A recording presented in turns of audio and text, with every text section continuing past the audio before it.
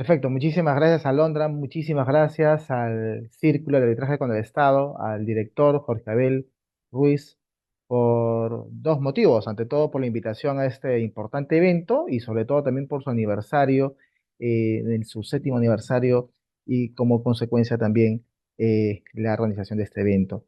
Nos ha tocado una difícil tarea, la cual es iniciar justamente este congreso. Y con temas creo que muy interesantes tengo en esta mesa a conocedores en el tema de la ley de contrataciones, así es que va a ser una mesa muy, muy, muy divertida.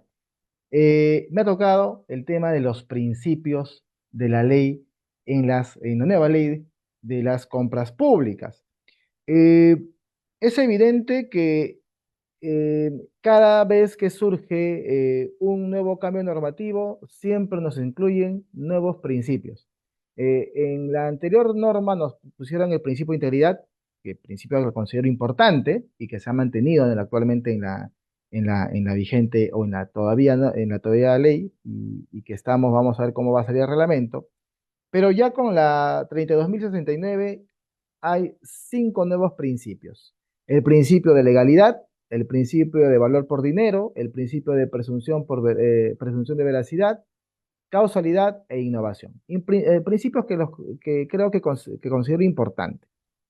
Pero antes de irme directamente al tema de los principios y hablar cada uno de estos nuevos principios, voy a tratar de enfocarme en estos cinco, entender qué cosas son los principios.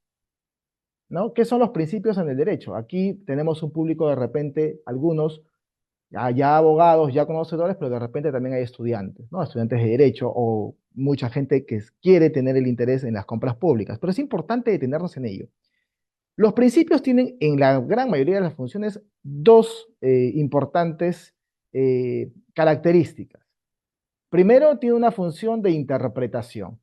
Interpretación en la aplicación de la ley. Para eso nos sirve el principio, pero también nos sirve para poder integrar la ley, es decir, para poder solucionar ciertos vacíos que no vamos a encontrar en la ley y el reglamento. Pero también nos va a servir dentro de esta integración definir ciertos parámetros para la actuación de quienes van a intervenir en la contratación pública. Entonces, teniendo estos parámetros, teniendo este concepto rápido por el tiempo de lo que son principios, hay mucho que hablar de los principios en sí, vamos a detenernos en el primer principio que se ha incluido en la ley de compras públicas, o en la ley general de compras públicas. Primero es el principio de legalidad. Un principio que por lo general me parece importante que se haya incluido porque lo que busca es que las partes puedan ceñirse en esta pirámide de prelación. Primero, la Constitución y las leyes, ¿no? El principio de legalidad nos obliga a eso, a mirar más allá de la ley, sino a lo establecido también a la Constitución. Y si nosotros revisamos el artículo 77 de la Constitución Política del Estado, ya nos habla también de las contrataciones, porque nos dice en el artículo 76, las obras de adquisiciones de suministros con utilización de fondos públicos, importante dato, se ejecutan por contrata y licitación pública. Más abajito ya nos dice, la ley establece el procedimiento, las excepciones y las respectivas responsabilidades. ¿Esto qué nos dice? Nos dice que la Constitución establece el marco general, pero ya la parte operativa, ya el desarrollo de por sí, se va a establecer a través de la ley y su reglamento. Importante, dado que no podemos eh, establecer una norma que no esté fuera de la Constitución. Y esto forma parte de nuestro Estado constitucional de derecho. Importante que se haya incluido en este cambio normativo. Entonces consideramos, en mi opinión, que es una importante incorporación, no estaba en la anterior norma, es cierto, eh, se entendía que sí era implícito, pero ya el legislador ha querido, con la aplicación de esta nueva ley, que quede claro y preciso. El segundo principio que me parece también importante que se haya incluido es el principio del valor por dinero. Creo que es un principio muy importante, importantísimo en todos los aspectos, porque desde este momento vamos a pensar no solamente en calificar el menor precio. Importante dato, la ley nos dice lo siguiente: las entidades contratantes maximizan el valor de los que obtienen en cada contratación y en términos de eficiencia, eficacia y economía, lo cual implica que se contrate a quien asegure el cumplimiento de la finalidad pública de la contratación, considerando la calidad, la sostenibilidad de la oferta y la evaluación de los costos y plazos, entre otros aspectos vinculados a la naturaleza de lo que se contrate, y no procure únicamente al menor precio. ¿Qué nos quiere decir este principio? Lo que nos está diciendo este principio es optimizar de mejor manera los recursos públicos. Un uso eficiente en las compras públicas. No quiere decir que sea siempre el menor precio. ¿Puede ser de repente un requisito? Sí, pero no va a ser el fundamental en el uso de la contratación pública. Podemos buscar otros agentes importantes que nos pueden ayudar a ello, como por ejemplo realizar una compra eficiente, asegurar el cumplimiento de la finalidad pública. Es importante, además, que ya la Red Interamericana de Compras Gubernamentales ha dado un diseño, ha siempre propiciado este principio importante, ¿no? Del uso del valor por dinero, el valor por dinero, perdón, porque para la red interamericana nos dice que este principio, bueno, más que todo un concepto o parte de un desarrollo que se ha ido ya viendo en las demás partes del mundo, nos está diciendo que la decisión de compra no puede basarse netamente en el precio. Es una inspiración que la ley ha jalado de esta red posiblemente, porque nos dice hay que utilizar más de un criterio: los criterios del ciclo de la vida, del bien que se va a utilizar, la sostenibilidad social de los bienes y servicios. Entonces, lo que estaría buscando el valor por dinero es un uso íntegro, efectivo, eficiente, ¿no? Y hacer una evaluación más allá de los precios.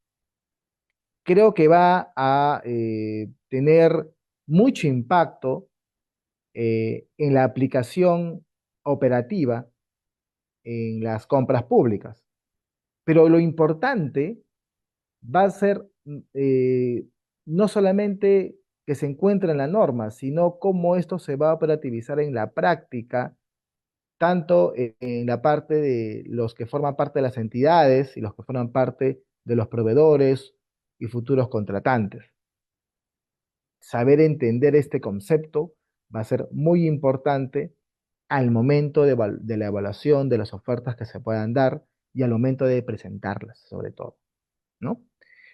Por eso considero una incorporación también muy importante en cuanto al tema de los principios. Otro principio que se ha incorporado ha sido el principio de veracidad. Si bien este principio tampoco se ha encontrado en esta ley, se encontraba indirectamente en algunos otros principios, pero el legislador ha querido que también sea de manera más explícita, ¿no? Importante dato, nos dice que los documentos o declaraciones que presenten los proveedores se deben de entender como ciertos, ¿no? Eh, lo que busca este principio es no hacer que la compra sea más eficiente en el proceso mismo de la contratación, ¿no? Y considero que también como parte de la mecánica y de la dinámica de la propia contratación, resulta importante su integración. Ahora, la pregunta es, y aquí sí hago una pequeña observación, eh, la ley del procedimiento administrativo general ya nos habla de la presunción de veracidad de por sí. ¿Era necesario colocarla en la ley de contrataciones? ¿Se podía aplicar de manera supletoria eh, la, la ley del procedimiento administrativo general? Posiblemente. Y lo que ha querido el legislador en este caso es posiblemente hacer que quede claro, que quede preciso que en la compra pública, en el mismo desarrollo de la compra pública, esta pueda ser, se pueda incluir y que justamente busque el dinamismo, ¿no? Eh, es decir, no se busque de repente por parte de ciertos operadores eh, trabar el proceso de contratación por formalidades que se puedan dar, ¿no? Entonces, si se presenta una declaración, se debe de tener por cierta. Eso genera una responsabilidad para los proveedores que van a presentar los documentos, ¿no? Hay muchos casos de documentación falsa, ¿no? Que puede ser perjudicial para ello. Bueno, creo que mi tiempo ha acabado, justo me están avisando por el chat. Me faltan los dos principios, pero bueno, ya lo hablaremos en en la segunda parte de este evento. Gracias. Muchas gracias, doctor Héctor Igaliaga. Ahora mismo le cedo el uso de la palabra al doctor Roy Álvarez y el tema de su ponencia es novedades sobre las actuaciones preparatorias en la nueva ley de contrataciones públicas. Le cedo el uso de la palabra, doctor, y estaré advirtiendo el tiempo por chat de Zoom. Gracias, Alondra. Un saludo a todos. Un saludo, Héctor, Wendy. ¿Qué tal? Qué gusto acompañarlos en esta oportunidad. Quiero agradecer al Círculo de Arbitraje con el Estado por la invitación, al doctor Abel por su consideración en participar en esta tarde, comentando sobre las nuevas modificaciones que se han dado a esta normativa que todos ya conocemos, se ha dado hace pocas semanas, que pretende generar un nuevo hito en la contratación pública. Cuando entre en vigencia, correspondería a una sexta etapa de nuestro proceso normativo respecto de lo que corresponde a la compra pública en el país. En esta oportunidad se me ha pedido referirme sobre algunas novedades que se han presentado en la nueva norma respecto a la fase de actuaciones preparatorias. Este primer momento, donde la entidad determina en principio qué es lo que necesita y a partir de allí los otros elementos que le permitan luego ir a una etapa selectiva. Quiero iniciar con el requerimiento. Todos sabemos que el requerimiento es el corazón del proceso de contratación. Un buen requerimiento, un requerimiento bien elaborado, genera, en principio, la posibilidad de éxito en esta contratación. ¿Qué es lo que plantea la nueva norma cuando entre en vigencia, se aplicará, sobre esta importante figura? Bueno, en cuanto al requerimiento, la norma dice que su elaboración da inicio al proceso de contratación. Obviamente, el inicio del expediente se da con la determinación del requerimiento y el requerimiento se va a elaborar en función a la programación multianual de bienes, servicios y obras y a las etapas de formulación y programación presupuestarias correspondientes, considerando el principio de valor por dinero. Aquí hay varios elementos. En primer lugar, de manera expresa, la normativa, la nueva ley, plantea que el requerimiento se debe vincular al primer componente de la cadena de abastecimiento público, que es la etapa de planeamiento y programación multianual de bienes, servicios y obras. Ve cómo de manera expresa ya la normativa señala de que cuando el área usuaria o el área correspondiente determine la elaboración de requerimiento, tiene que vincularse con este primer componente de esta cadena de abastecimiento público. No solamente ello, sino también con la normativa, en este caso, presupuestal. Otro elemento muy importante, y justo tiene que ver con lo que ha mencionado el doctor Inga, es que al formularse requerimiento, y en realidad en todo el proceso de contratación, se debe tener en cuenta el principio de valor por dinero.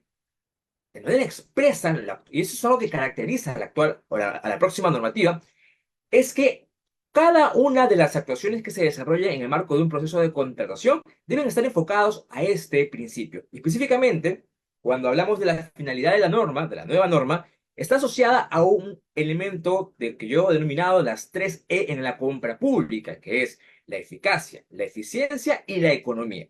Tres elementos que deben estar presentes en toda contratación. desarrollando una contratación pública con calidad, sostenibilidad en la oferta y una evaluación de costos y plazos, considerando el ciclo de vida en caso de bienes, servicios y obras. Ven entonces cómo la normativa de manera expresa ya hace referencia a que cuando se determina el requerimiento, tiene que estar directamente alineado a esta finalidad, a este principio de valor por dinero, de obtener el mejor resultado con los recursos públicos que se inviertan, que no necesariamente será la oferta más económica. Otro elemento importante que hace referencia a la próxima normativa es la compra pública de innovación. Sabemos que la compra pública de innovación es una modalidad de contratación pública eficiente, muy nueva respecto a nuestra normativa actual. Si bien esta figura se viene dando ya en diversos países, cuando hablamos de un requerimiento desarrollado a través de una compra pública de innovación, la norma señala de que es posible definir requerimiento únicamente en atención a los objetivos y funcionalidades concretas que se pretenden satisfacer, de manera tal que los proveedores presenten ofertas con soluciones innovadoras. Aquí vamos a tener una concepción distinta a lo que es un requerimiento, porque sabemos que el requerimiento es la descripción objetiva, clara y precisa de lo que la entidad necesita, bien, servicio u obra, para alcanzar su finalidad. Pero cuando hablamos de una compra pública de innovación, cuando utilizamos esta nueva forma de desarrollar una compra pública, vamos a ver que el requerimiento no podrá estar específicamente detallado. ¿Por qué? Porque justamente se utiliza esta nueva modalidad para que el proveedor sea el que plantee soluciones innovadoras. Habría que evaluar esta figura a efectos de mitigar los riesgos que se puedan dar en el propio proceso de innovación. Sobre otra figura de las actuaciones preparatorias, lo que antes llamábamos el estudio de mercado, hoy se llama indagación de mercado, la norma plantea denominarla interacción del mercado. Podremos decir un u otro término, pero lo que la norma pretende en esta figura es mantener el criterio inicial de que a través de esta figura se determina la existencia de una oferta, la competencia, se perfecciona el requerimiento y se obtiene el monto, el valor estimado, que luego será materia de un presupuesto. Lo que la norma incorpora es que el reglamento va a establecer los mecanismos y criterios de la interacción del mercado. La actual indagación de mercado es una herramienta muy importante que lamentablemente la normativa no le ha dado mucho desarrollo. En esta figura, en esta actuación preparatoria que se da con posterioridad al requerimiento, el actual órgano encargado de las contrataciones determina un análisis de mercado que tiene como objetivo, entre otros, por ejemplo, determinar la pluralidad de marcas y proveedores. Este es un hito muy importante a efectos de corregir actuaciones irregulares que se pueden dar en la entidad, por ejemplo, si es que esta plantea un direccionamiento. O, por ejemplo, cómo yo puedo, como proveedor, plantear observaciones, cuestionamientos al requerimiento en una etapa preselectiva.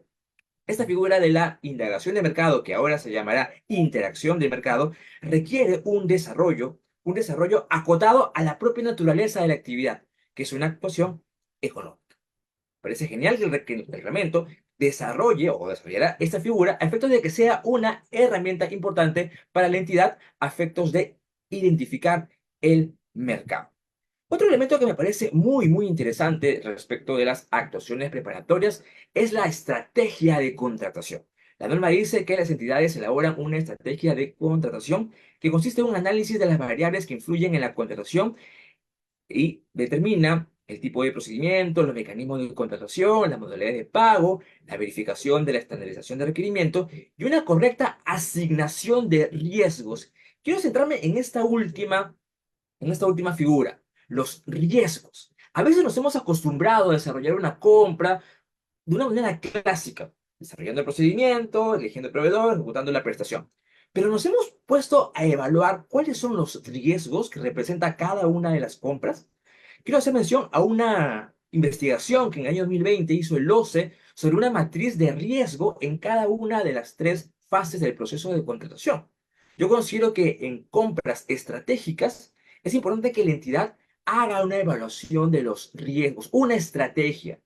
una compra no es una actividad meramente administrativa, es una actividad que genera un impacto a la población. Por tanto, es necesario que tengamos elementos que nos permitan mitigar posibles riesgos que generen una atención inoportuna de la necesidad. Por tanto, es muy importante esta figura de poder establecer una estrategia de contratación. En el caso de obras y consultoría, por ejemplo, también se hace mención a figuras como los contratos estándares internacionales de ingeniería, el empleo del BIM, entre otras nuevas figuras que se van a desarrollar, ya se han incluido en la normativa general, pero a determinadas contrataciones.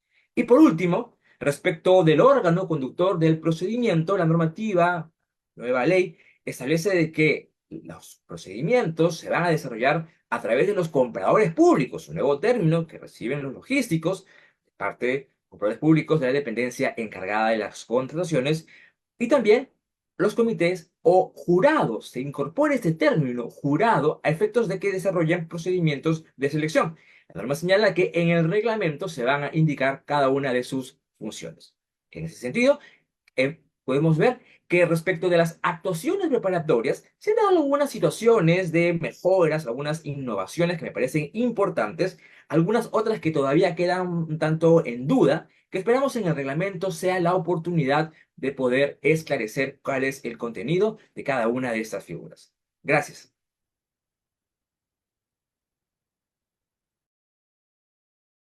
Muchas gracias, doctor Roy Álvarez.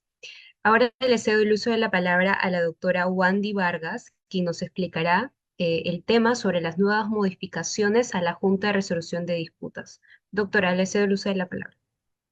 Gracias, Alondra. Muy buenas noches. Bueno, antes que todo quiero felicitar por su aniversario a CAE y agradecerle a Ver por la invitación y realmente compartir este panel con grandes panelistas como con Roy y con el doctor Héctor. Y realmente, como dicen, ¿no? En este conversatorio tenemos creo que a varios miembros de JRD, tenemos a contratistas, tenemos a entidades, tenemos estudiantes y creo que ahora aprovechemos un poquito de lo que es la ley de contrataciones, la nueva ley, la ley que nos está poniendo un poquito mortificados a muchos contratistas, a muchos miembros de JRD, a árbitros, en sí a todo el mundo, los que están en el mundo de la construcción. Yo quiero hablarle un poco, porque tenemos poquísimos minutos, más que 10 minutos, realmente qué nos dice ahorita esta ley, ¿no? La ley que está hablando sobre la Junta de Prevención y Resolución de Disputa, porque ahora es el nombre, Junta de Prevención, que es algo muy importante que sí ha mejorado. ¿Por qué? ¿Qué se entiende? Se entiende como un mecanismo de solución de controversia, que ejerce una labor preventiva y resolutiva en los conflictos que se pueden suscitar, porque eso es lo que hace un miembro de JRD, la prevención. Entonces, ¿qué tiene? Tiene un carácter de incorporación obligatoria y que está regulado en el contrato. ¿Y qué es lo que emite una JRD? Emite decisiones que son vinculantes para las partes. Ahora, con estas modificaciones que se están teniendo en esta ley y que realmente se va a reglamentar, porque se tiene que reglamentar y mejorar, tenemos una gran diferencia en lo que se ve tanto en la ley anterior como en esta nueva ley. Por ejemplo, la temporalidad. En la ley actual se tiene que, la JRE va a tener hasta la liquidación de la obra. Eso es algo muy importante, porque antes, ¿cómo lo teníamos? Hasta la recepción de la obra.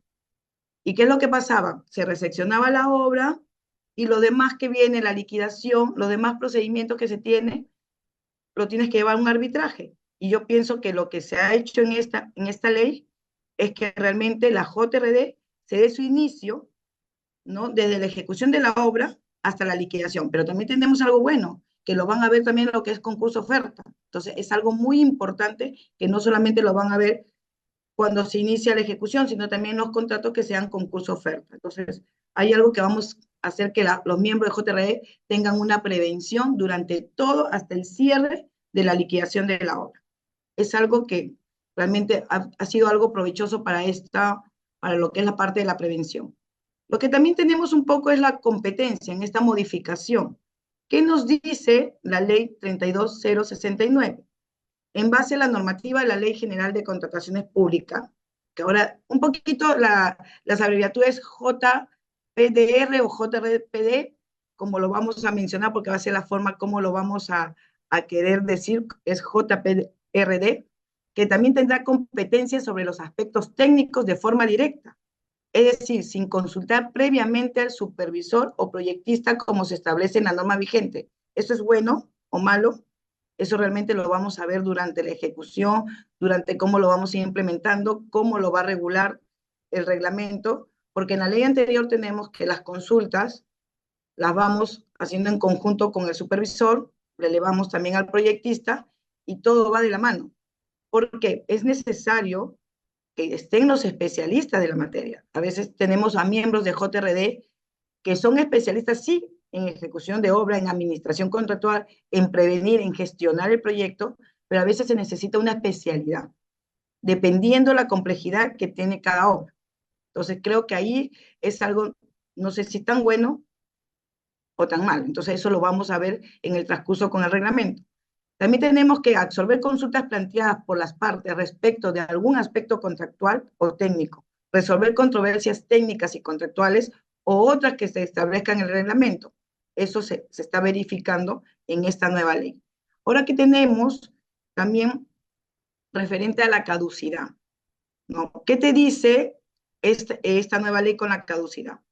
Que las partes tienen un plazo de caducidad de 20 días hábiles para someter sus controversias a decisión de la Junta de Prevención de Resolución de Disputas, desde la fecha en que cualquiera de las partes comunica a la otra su desacuerdo con la materia. Esto quiere decir, si la entidad te deniega una ampliación de plazo, tú tienes 20 días, o cualquiera de las partes, también por parte de contraria, tienen 20 días para elevar su controversia ante la Junta.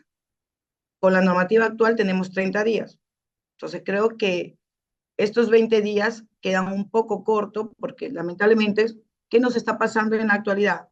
Que tenemos muchas ampliaciones de plazo, muchas controversias, porque es lo que se ha perdido un poquito con los miembros de la Junta, con la Junta, porque lamentablemente lo que se venía de la prevención se han convertido a veces en muchas controversias. Entonces creo que estos 20 días hábiles van a quedar muy cortos para iniciar las controversias, ¿no? Por ambas partes, tanto entidad como contratista.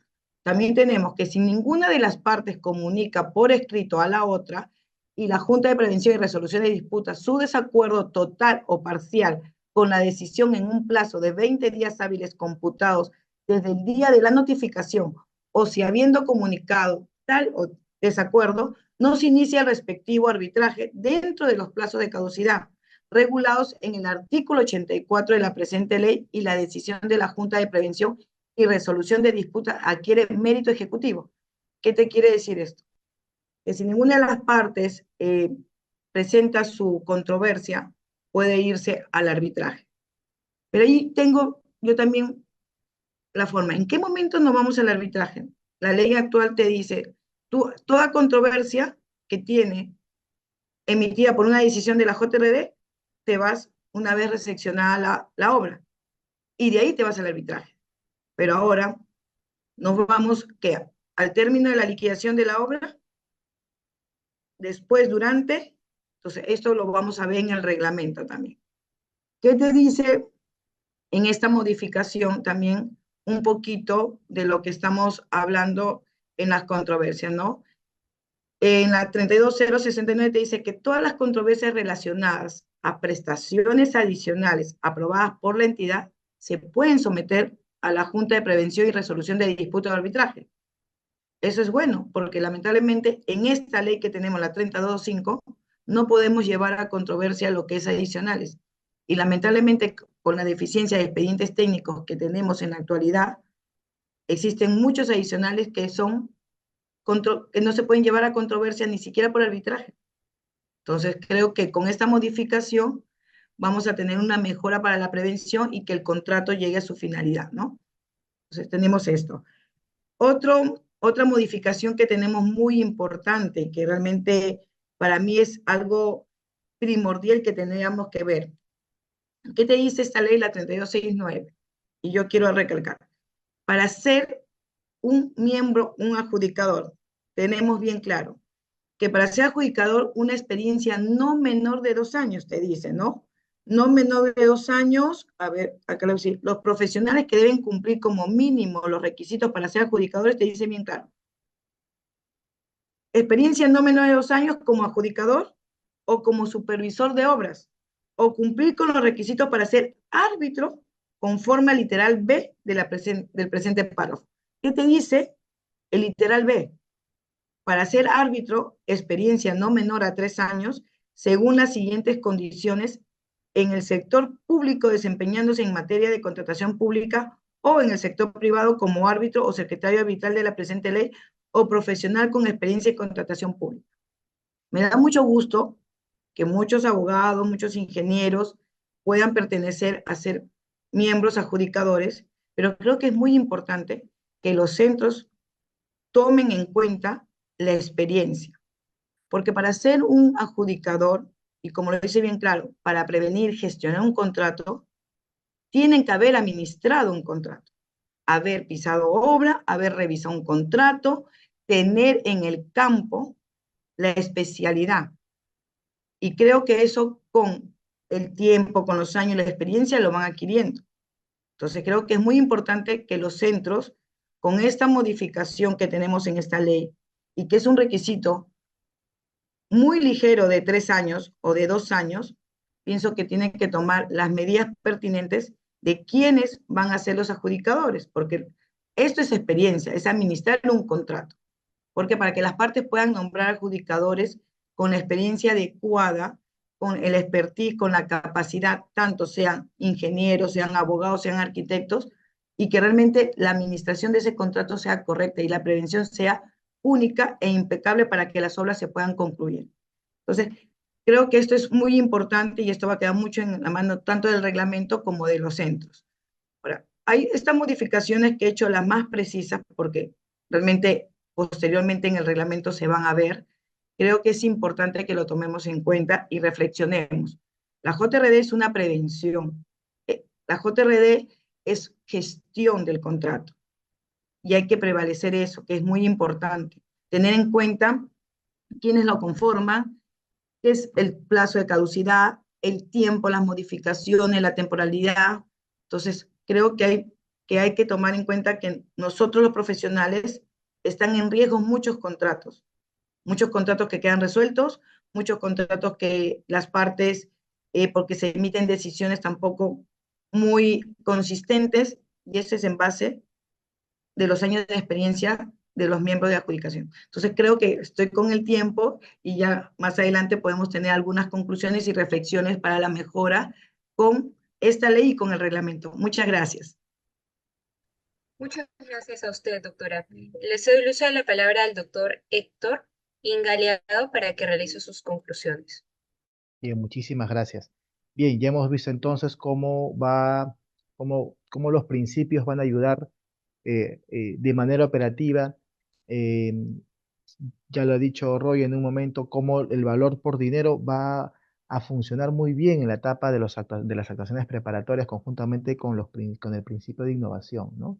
Importante porque lo que se busca es, en general, compras eficientes, optimizar el valor de los recursos públicos, y creo que la visión que está teniendo la ley en líneas generales es buena.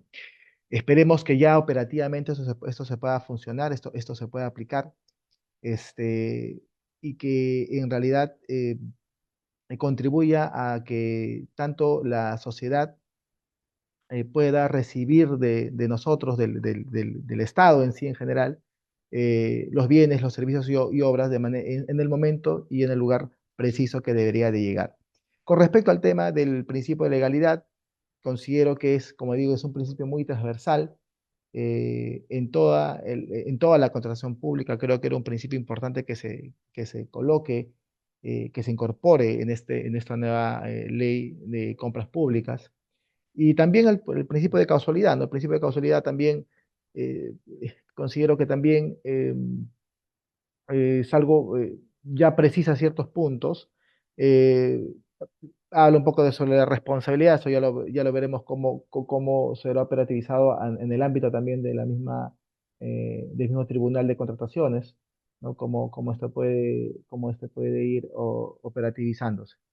Sin más que decir, voy a dejar a mis demás compañeros, además, a los demás ponentes, poder terminar con su disertación. Gracias. Muchas gracias, doctor Inga. Doctor Roy Álvarez, tiene el uso de la palabra para que realice sus conclusiones finales. Gracias, Alondra.